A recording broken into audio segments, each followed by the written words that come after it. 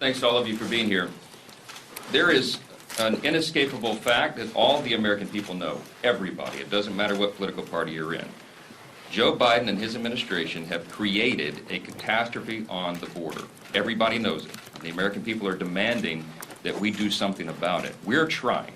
As you all well know, many months ago, the House Republican majority passed H.R. 2. That's our Secure the Border Act, which has all the necessary provisions to get this catastrophe under control. Why did we pass the legislation? We passed it because the president has refused to use his executive authority to reverse the catastrophe that he used his executive authority to create. That's the fact. We're desperate to try to get this done. We've been trying for 9 months, longer, to reverse the damage that they've done. The president has refused to act. It's been noted this morning, today, the Homeland Security Committee will take the next necessary step that's available to us, marking up and passing articles of impeachment for Secretary Mayorkas. He has presided over and helped usher in the largest illegal immigration catastrophe in our nation's history. It's not even close. Again, this is a self-evident truth that everyone knows. He has willfully undermined America's laws. He's made false statements to Congress and the American people. He made false statements to me personally in the Judiciary Committee many months ago. And he has handicapped law enforcement.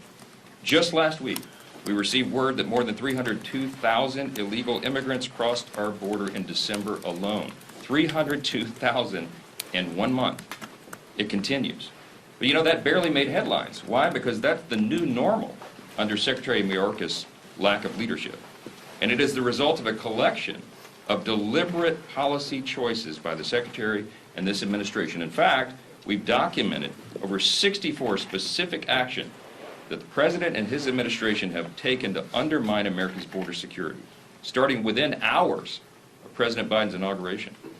Normally, presidents, as you know, use their first few days in office to set the tone for their entire term. He did that. On his first day, President Biden effectively dissolved our borders, and Secretary Mayorkas rolled out a welcome mat to millions and millions of illegal immigrants. And that's what we've seen for the past 3 years. It was just 4 months into his term as the Secretary of the Department of Homeland Security that Mr. Mayorkas appeared before us in the Judiciary Committee. And I told him on that day in a clip that many people have seen that he needed to prepare his resume because it became immediately apparent to us that he was not doing his job. In fact, he was undermining the very system that he was supposed to administer. Now the president, this is laughable. The president is trying to flip the script. He wants to try to blame House Republicans in some way for the national security and humanitarian catastrophes that he caused. I can't make a full judgment on the national security supplemental as the full details have not yet been released, but based on the news reports of this agreement that have been leaked, that Secretary Mayorkas, by the way, helped negotiate, it seems the new authority to shut down the border would kick in only after as many as 5,000 illegal crossings happen each day. Why? Why would we do that? Illegal immigration is illegal. It is against the law. Why would you tolerate 5,000 a day before you sought to suddenly enforce the law?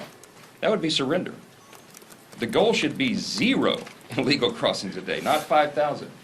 And all the president's authority should be utilized at 0.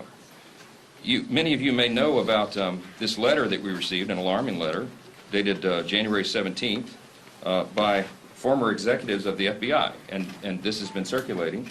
It's addressed to me and to Chuck Schumer in the Senate and to our committees of jurisdiction, the chairs of Intel, Homeland Security, and Foreign Affairs, and Homeland Security and Government Affairs in the Senate. And it begins, dear Mr. Speaker and Chairman leaders, as former senior executives of the Federal Bureau of Investigation with deep experience combating dangers to the nation, we write to express our concern about a current specific threat that may be one of the most pernicious ever to menace the United States. And it's signed by all these former officials of the FBI and intelligence. Listen, this is not a game. We took 64 House Republicans down to Eagle Pass, to the epicenter, the Del Rio sector, South Texas, January 3rd. And we talked to the border officials there. We talked to the sheriffs who were given the impossible task of trying to patrol these areas that they have jurisdiction over.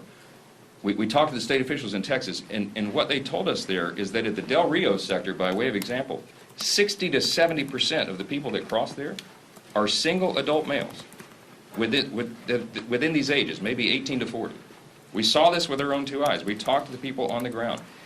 We have an unmitigated crisis. The president can take executive authority immediately, and he's pretending as though he does not know that. It's outrageous. The American people are demanding action. We're going to deliver it in every way we possibly can, and we'll continue on that course.